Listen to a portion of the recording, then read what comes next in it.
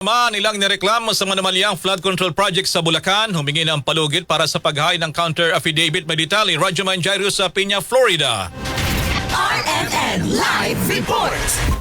Naghain na ng kanilang mga counter affidavit ang ilan sa mga akusado sa 5 kasong may kaugnayan sa manumalyang flood control project sa Bulacan. Pero ayon sa Department of Justice, may ilan sa mga dawit ang humihingi ng palugit o extension para magbigay ng kanilang kontrasalaysay.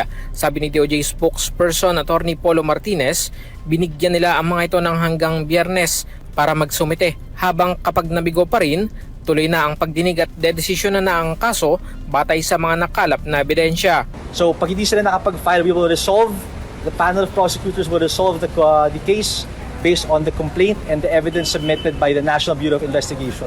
So hanggang doon na po yun. Kabilang sa mga dumulong ngayong araw sa ikalawang preliminary investigation ang dating mga engineer ng Department of Public Works and Highways na sina Henry Alcantara, Bryce Hernandez at JP Mendoza. Hindi naman dumalo sa PI ang kontraktor na dawit na si Sally Santos ng Sims Construction, pero naghain ito ng kontrasalaysay kaninang umaga.